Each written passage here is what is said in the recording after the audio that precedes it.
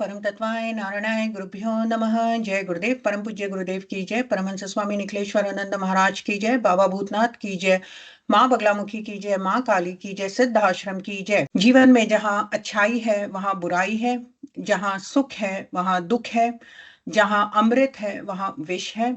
जो ये हम लोग समुद्र मंथन के बारे में पढ़ते हैं वह हमारे ही इस भौतिक जगत में है। एक मंथन जो हमारे अंदर हमेशा चलता रहता है कि क्या हम सही कर रहे हैं, क्या हम किसी का भला सोच रहे हैं, क्या हम किसी को दुख पहुंचा रहे हैं। ये तो अपने अंदर का एक हमेशा द्वंद चलता ही रहता है।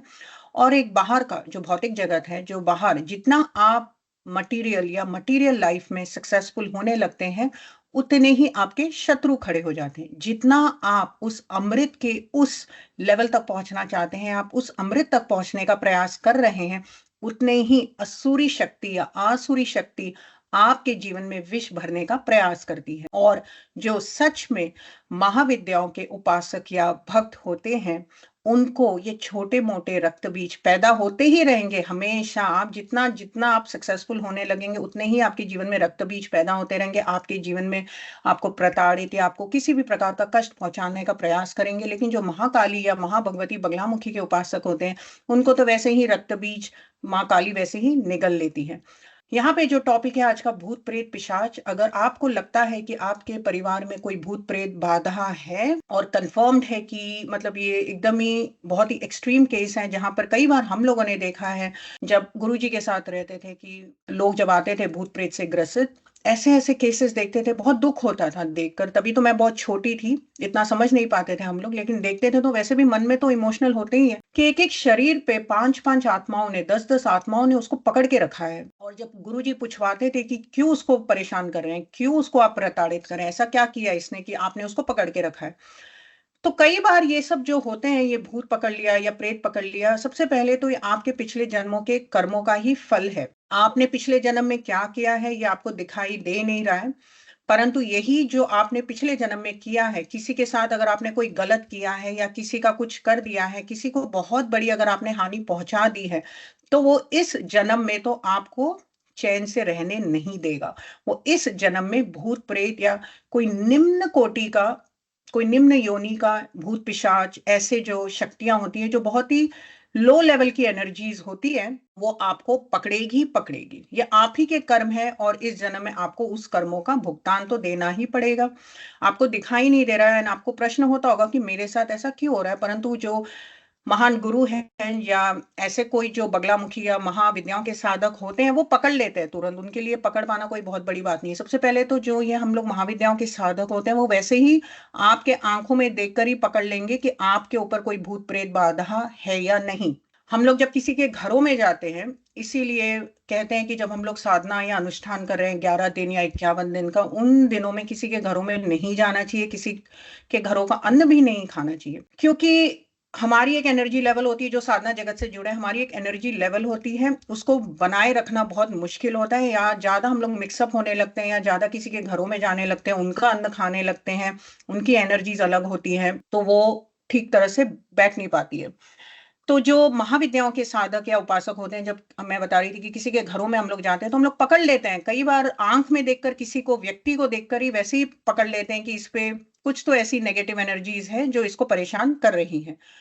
तो जब गुरुजी के पास ऐसे केसेस आते थे और बहुत ही मतलब तीव्र केसेस आते थे कि मतलब उसका ऐसे केसेस थे कि जहां पे वो व्यक्ति अब एकदम आत्महत्या करने पर अगर आ गया कि उस वो नहीं सह पा रहा है, ना वो फिजिकली उस पेन को सह पा रहा है, ना मेंटली उसको इतना गिरा देंगे, इतना डिप्रेशन में ले जाएंगे, अब वो एकदम आत्महत्या के मतलब सुसाइडल लेवल तक अगर पहुंच गया हो, तब महाविद्याओं का आपको सहारा लेना ही लेना है। यहाँ पर जो बात हो रही है ये महाभूत प्रेत पिशाच है। सबसे पहले तो बगलामुखी, जब हम लोग अष्टोत्तर शतनाम का पाठ करते हैं तो उसमें कहा जाता है कि रिपुबाधार विनिर्मुक्त लक्ष्मी स्थैर्यम वापनुयात भूत प्रेत पिशाचाश्च ग्रह पीड़ा निवारणम। इसका अर्थ है जब आप महाविद्या बगलामुखी के अष्टोत्तर शत नाम या सहस्त्र नाम का पाठ करते हैं, तब भूत प्रेत पिशाच ये सब जो निम्न कोटि की जो एनर्जीज है ये आपको कभी नहीं पीड़ित करेगी। महाविद्या बगलामुखी स्तंभन की शक्ति है, शत्रु बाधा निवारण की शक्ति है। तो आपके जीवन में कोई भी ऐसी परिस्थिति है जो आपको परेशान कर रही है, आपको कष्ट पहुंचा रही है, महाविद्या बगलामुखी का सहारा ले, माँ काली का सहारा ले, किसी भी महाविद्या का सहारा ले, चाहे वह छिन्नमस्ता हो, चाहे वो धुमावती हो जो बहुत ही जल्द आने वाली है, मुझे उन पे एक वीडियो बनाना है, या चाहे त्रिपुर भैरवी हो, कोई भी महाविद्या हो, अगर आप उनका अष्टोत्तर शतनाम घरों में कर रहे हैं और करते आ रहे हैं तो भूत प्रेत पिशाच ये आपको ज्यादा दिन तक आपके घरों में नहीं रह सकते। एक चीज मैं आपको समझा देना चाहती हूँ कि जो मैंने बताया कि ये आपके पिछले जन्म के कर्म है, ठीक है, आपके कर्म अच्छे नहीं रहे हैं, आपने उनको कहीं कुछ हानि पहुंचाया हो और वो इस जन्म में भूत प्रेत बनकर आपको परेशान करें। ये तो ऐसे बहुत केसेस हम लोग देखते थे बचपन में, परंतु उनकी भी हिम्मत तभी हो रही है क्योंकि आपने अपना जो एक आत्मबल या एक आध्यात्म बल है उस स्तर तक या उस लेवल तक डेवलप नहीं किया है। आपकी एनर्जीज खुद में इतनी वीक है कि आप बाहर निकलते हैं, आपको सारी एनर्जीज घेर लेती हैं। इसीलिए हम लोग कहते हैं कि साधना कोई एक दिन या एक दिवसीय या कोई जयंती का ही कोई ये नहीं है कि केवल आज माँ काली की जयंती है या बटुक भैरव जयंती आने वाली उस दिन हम बटुक भैरव करेंगे, बस बाकी दिन तो मजा मस्ती मौज करेंगे। फिर धुमावती जयंती आ रही है तो अब बस धुमावती को एक दिन बहुत पकड़ लेंगे, बाकी दिन फिर वही रोज का जो केयर फ्री लाइफ है। एनर्जीज को उस लेवल तक लाने के लिए या एनर्जीज को उस लेवल तक डेवलप करने के लिए रेगुलरली साधना करें, और डेवलप करने के बाद भी उसको मेंटेन करने के लिए सृष्टि का क्या है, एक है सृष्टि का करना, एक है उसकी स्थिति को बनाए रखना, और एक है उसका संहार करना। वैसे ही साधना जगत में हम लोग एक लेवल तक तो बहुत साधना करते हैं और वहां तक आ जाते हैं, उसके बाद हम लोगों को उसको मेंटेन करना होता है। और वो मेंटेनेंस के लिए रेगुलरली घरों में आपको अपना एक जो इंडिविजुअल साधना है वो करते ही रहना है, क्योंकि ये जो भूत प्रेत पिशाच है ये बहुत ही लो लेवल एनर्जीज है, और अगर आपका एनर्जीज उससे ऊपर नहीं है तो ये आपको बहुत ही आसानी से पकड़ लेती है। हम लोग जब छोटे थे तो बहुत ऐसे अघोरी तंत्र तांत्रिक ऐसे लोगों से मिलते थे, और कुछ बहुत अच्छे तांत्रिक मिले हम लोगों को। उज्जैन में जाते थे या काशी में जाते थे या अन्य कामाख्या क्षेत्र में जाते थे, अच्छे भी बहुत तांत्रिक लोग मिले हैं। लेकिन वो लोग ये भूत प्रेत पिशाच इनकी साधनाएं करते थे, इनको बांध के रखते थे, इनको एक तरह से मतलब अपने कार्यों में उनको रत रखते थे, अपने कार्यों के हिसाब से उनका प्रयोग करते थे। कुछ लोग तो अच्छे कामों के लिए उनका प्रयोग करते थे, लेकिन मेजॉरिटी हमने देखा है कि भूत प्रेत जो सिद्धि करते हैं वो जनरली गलत कार्यों के लिए ही उसका प्रयोग करते हैं। और गुरु जी के पास भी बहुत लोग ऐसे आते थे जो लोग सीखना चाहते थे या सीखे भी है, लेकिन मेजॉरिटी केसेस फिर जब देखने को मिलता है कि ये लोग भूत प्रेत के जो पकड़ तो लेते हैं उनको या कुछ सिद्धि कर लेते हैं, लेकिन उसका जो है वो जन कल्याण के लिए नहीं बल्कि जनरली वो किसी को हानि पहुंचाने के लिए ही इन सिद्धियों का प्रयोग करते हैं। एक बात, भूत प्रेत आपका काम तो जरूर करेगा, लेकिन जब उसका काम हो जाता है और जब उसको वो नहीं मिल पाता है आपसे, तो वो सबसे पहले क्या करेगा, वो आप ही को पकड़ेगा, क्योंकि आपके कर्म या आपका साधना का जो लेवल अभी तक आपने डेवलप किया है वो क्षीण होते हो रहा है। जैसे आप भूतों को पकड़ के आप भूतों को किसी की हानि पहुंचाने के लिए उसका प्रयोग करें, आप अपने ही कर्मों का छीण कर रहे हैं, आप अपने ही कर्मों को एकदम अधोगति तक ले जा रहे हैं। तो जैसे जैसे एक लेवल की एनर्जीज तक आते आते आपने डेवलप की और उस भूत को पकड़ा है, आप जितना किसी भूत प्रेत या ऐसी जो लो लेवल सिद्धियां हैं उससे आप किसी की हानि पहुंचा रहे हैं, आपकी भी एनर्जीज डिप्लीट हो रही है, आपकी भी एनर्जीज नीचे नीचे गिर रही है, और वो भूत या वो प्रेत जिसको अभी तक आप नचा रहे थे वो एंड में आप ही को निगल लेगा। तो इन सिद्धियों से या इन, और इसमें कोई बहुत बड़ी महानता नहीं है, ये भूत प्रेत सिद्धि कोई भी कर सकता है। कुछ लोग जो लोग किसी गुरु से या किसी तांत्रिक के अंडर रहे हैं, कोई बहुत पीएचडी लेवल साधनाएं नहीं होती, ये बहुत ही निम्न कोटि की साधना होती है, क्योंकि एनर्जीज बहुत निम्न कोटि की हैं, तो इसको पकड़ पाना कोई, मुझे नहीं लगता कोई बहुत महान काम है, या कोई बहुत अहंकार करना चाहिए कि हाँ मेरे पास ये सिद्धियां हैं और मैं ये भूत को यहाँ घुमा कर ये कर सकता हूँ, ये कोई बहुत महानता की बात नहीं है।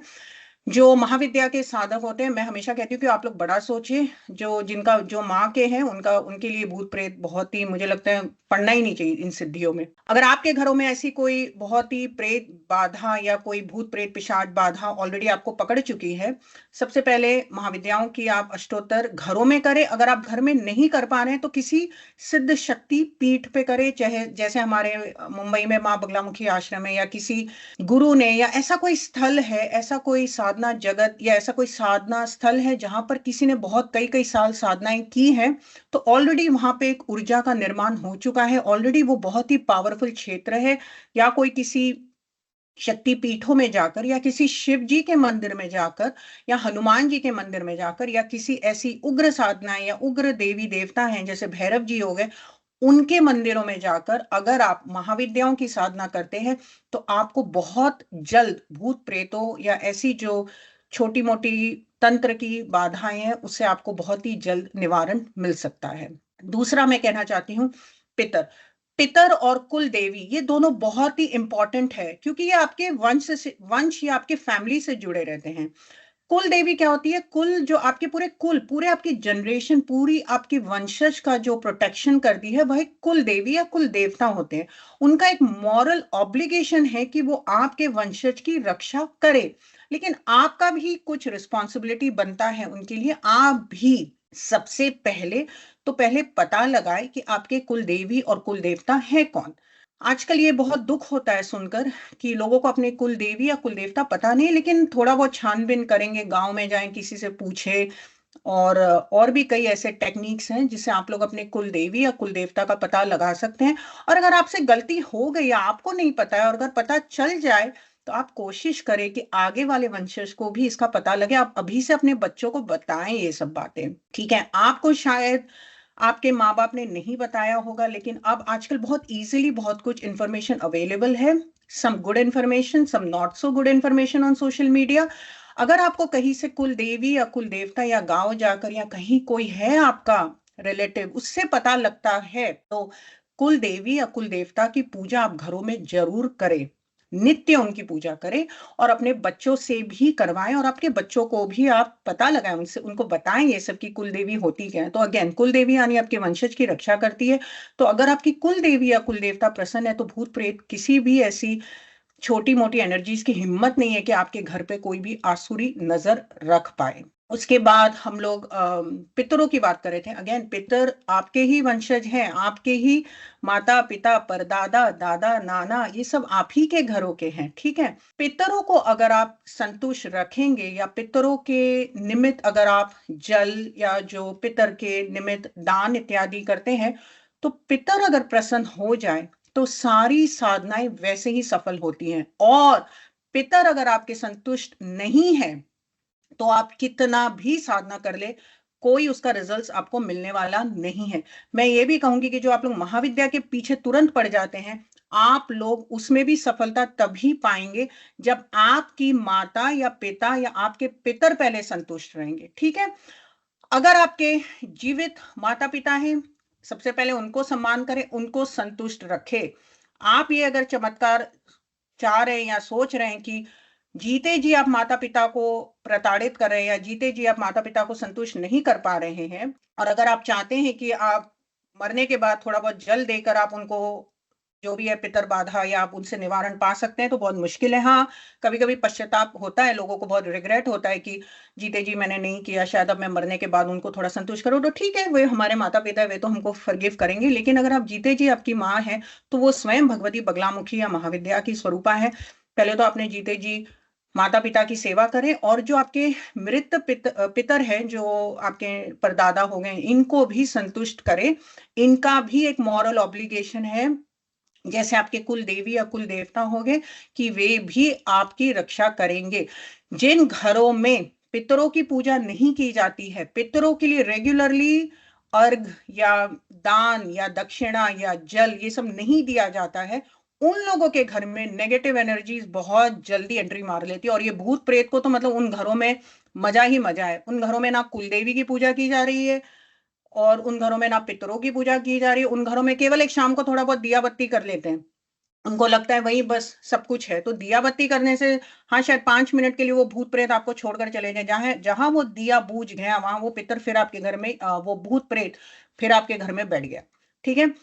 तो पितर, कुलदेवी, महाविद्या, अष्टोत्तर, सहस्त्रनाम, इनका रेगुलरली पाठ करें। अमावस्या, अमावस्या बहुत ही इंपॉर्टेंट तिथि है, खासकर तंत्र के क्षेत्र से जुड़े हुए जो भी साधक हैं उस अमावस्या के दिन माँ काली या माँ भगवती बगलामुखी या ये जो तीव्र उग्र शक्तियां हैं इनकी साधनाएं जरूर करें। जनरली इंडिया में देखते हैं हर मंदिर में अमावस्या के दिन माँ काली की पूजा करते ही करते हैं। तो उस दिन आप लोग पूरे परिवार के साथ उन उन मंदिरों में जाए, माँ काली का खिचड़ी खाएं। बचपन का ये मेरा एक रूटीन रहा है। मेरे पिता ने मुझे, ये पता नहीं मेरे बचपन का कुछ या पिछले जन्म का कुछ कनेक्शन है माँ काली के साथ, हमेशा ही मैं नेचुरली मैं उनसे बहुत अट्रैक्टेड रही हूँ। छोटी थी तब से गुरुदेव ने मुझे माँ काली की दीक्षा, माँ काली का साधना, ये सब मुझे बचपन से ही दे चुके थे। तो मैं जब छोटी थी रोज माँ काली की मंदिर में जाती थी। उनका अमावस्या तो मतलब मैं कभी नहीं मिस करती थी। और ना मैंने उनसे कभी कुछ मांगा, मैं ऐसे ही जाती थी because I was very attracted to her. मुझे वो बहुत ब्यूटीफुल लगती थी, मुझे वो इतनी सुंदर लगती थी और मुझे एक कनेक्शन लगता था उनके साथ। तो मैंने कभी कुछ उनसे मांगा नहीं, to be honest, even when I was young कुछ मांगने के लिए था ही नहीं। तो माँ काली की जो जो माँ काली के उपासक होते हैं, सबसे पहले उन पे कोई शत्रु कोई कितना भी बड़ा हानि पहुंचा दे या कोई कुछ बहुत बड़ा कुछ करने का प्रयास भी करे, तो ये जो उपासक होते हैं माँ काली के वो खुद में बहुत स्ट्रांग होते हैं और माँ काली उनकी जरूर रक्षा करती है। ये मेरा पर्सनल एक्सपीरियंस रहा है कि कुछ भी हो जाए जीवन में, बहुत बड़ा से बड़ा कोई बहुत कोई शत्रु आप पे कुछ भी कर ले, तंत्र कर ले, ये कर ले, टोना टोटका छोटा मोटा, ये टोना टोटका और सबसे पहले तो टोना टोटका और ये तंत्र को आप लोग प्लीज इंटरचेंज ना करें। तंत्र एक बहुत ही महान क्षेत्र है, वो हमारे शिव जी के मुख से निकली हुई ज्ञान है। वो तंत्र अलग है, टोना टोटका अलग है। टोना टोटका ये जो छोटे मोटे बंगाली बाबा होते हैं वो लोग करते हैं। तंत्र जो होते हैं वो महाविद्या के उपासक होते हैं, शिव के उपासक होते हैं। तो ये दोनों को आप लोग प्लीज अलग रखें। तंत्र इज नॉट इक्वल टू टोना टोटका। और रुद्रा अभिषेक अमावस्या के दिन खासकर, अगर जनरली आसुरी शक्तियां थोड़ा ज्यादा हावी हो सकती हैं, घरों में नियमित रुद्रा अभिषेक करें। माँ काली की साधना मैंने बता दी, अमावस्या के दिन जरूर करें। मंगलवार के दिन माँ काली, महाविद्या, बगलामुखी, भैरव, ये सब जो साधना है उन्हें करें। हनुमान जी का सहारा ले। और अमावस्या के दिन अगर आप रुद्रा अभिषेक कर रहे हैं तो उसी रुद्रा अभिषेक से आप ऐसा भी संकल्प करें कि मैं इस अभिषेक से अपने पितरों का तर्पण कर रहा हूं या अपने पितरों को संतुष्ट कर रहा हूं। और वो जो जल है उसका आप घरों में छिड़काव करें, पूरे घर में छिड़काव करें। और जिस व्यक्ति पे वो प्रेत बाधा ऐसा कुछ है उसको वो जल आप जरूर पिलाएं। ठीक है। तो वो जल पीने से उसको बहुत ही तुरंत निवारण मिल सकता है। और उस जल में जो अभिमंत्रित किया है रुद्राभिषेक के मंत्रों से, उसमें बहुत पावर है, उसमें बहुत शक्ति है। तो वो जो जल है वो आप अपने उस व्यक्ति को जरूर पिलाएं। अमावस्या के दिन माँ काली की पूजा करें। और जो भगवती बगलामुखी के साधक हैं, मंगलवार के दिन, अमावस्या के दिन या ऐसी कुछ जो जो तिथियां आती हैं जैसे दिवाली हो गई या होली की रात्रि हो गई, ऐसे जो बहुत ही पावरफुल नाइट या पावरफुल रात्रि होती है, उस दिन आप लोग हवन करें घरों में, लौंग ऐसी या नींबू या भगवती बगलामुखी के जो साधक है खासकर पीली सरसों से जो भी भूत प्रेत से ग्रसित है उस व्यक्ति से करवाए, उसको वहां बिठाए, उसके अराउंड सरसों घुमाकर उससे हवन करवाए। ठीक है। और एक मोस्ट इंपॉर्टेंट, पूरे घर में सारे बच्चे मिल बैठकर हवन अर्चन पूजा पाठ रोज करे। ये यहाँ पे केवल एक व्यक्ति का काम नहीं है कि केवल एक व्यक्ति ही पूजा करेगा या केवल head of the family lady ही पूजा करेगी या केवल एक आदमी ही पूजा करेगा। सारे घरों में मतलब पूरा परिवार मिलजुल कर, जैसे हम लोग मिलजुल कर खाना खाते हैं, जैसे हम लोग मिलजुल कर फ्राइडे नाइट मूवी देखते हैं, जैसे हम लोग मिलजुल कर कुछ ऐसा एक सामूहिक कुछ करते हैं, वैसे ही रोज इवनिंग में खासकर 15 मिनट, 20 मिनट्स, 30 मिनट्स मिलजुल कर आप लोग साथ में बैठकर माँ भगवती का कुछ भी करे, एक स्तोत्र ही पढ़े या कवच करे या जो अष्टोत्तर शतनाम है ये करे, लेकिन साथ में मिलकर करें। तो उससे जो आपके घर में ऊर्जा है वो इतनी तीव्र होगी, इतना एक कलेक्टिव एक पावर ऑफ एनर्जी होगा कि किसी भी प्रेत बाधा की हिम्मत नहीं है कि आपके घर में कोई भी ऐसा कोई बुरी नजर रख भी पाए। ठीक है। मिलकर बच्चों को अभी से इस लाइन में घुसाएं। बच्चे बहुत जल्द सीखते हैं और वो बहुत सब कुछ बहुत जल्दी, उनकी स्मरण शक्ति बहुत तेज होती है। तो अभी से अगर वो मंत्र या अष्टोत्तर या कवच सीखना शुरू करते हैं तो उनको याद रहता है और वो बहुत जल्दी इंटरेस्ट भी लेने लगते हैं। बड़े होकर बहुत डिफिकल्ट है इंटरेस्ट, बिकॉज दिमाग बहुत जगह भटकने लगता है। तो बचपन से इनको करवाएं। सारे हस्बैंड वाइफ बच्चे सब मिलजुल कर रुद्राभिषेक तो घरों में सबको रेगुलरली करना चाहिए, मंडे हो अमावस्या हो कोई भी दिन हो, बच्चों से करवाएं, एंड दे एंजॉय ऑल्सो, उनको भी मजा आता है ये सब करने में। तो ठीक है, तो ऐसा कुछ करेंगे तो आप देखेंगे आपको भूत प्रेत से जरूर आपको थोड़ा बहुत लाभ मिल सकता है, बहुत लाभ मिल सकता है। और अगर हो सके तो किसी गुरु के सानिध्य में या किसी गुरु से आप लोग संपर्क करें। अगेन बहुत ही सोच समझ के, अगर कोई गुरु ऑलरेडी कर चुका है इस प्रकार की साधनाएं तो उनसे जरूर हेल्प ले। और अगर आप भी ये साधना किसी शक्ति पीठ या किसी शिव मंदिर में कर सकते हैं तो वहां जाकर जरूर करें। ठीक है, चलिए, ओम परम तत्वाय नारायणाय गुरुभ्यो नमः। जय गुरुदेव।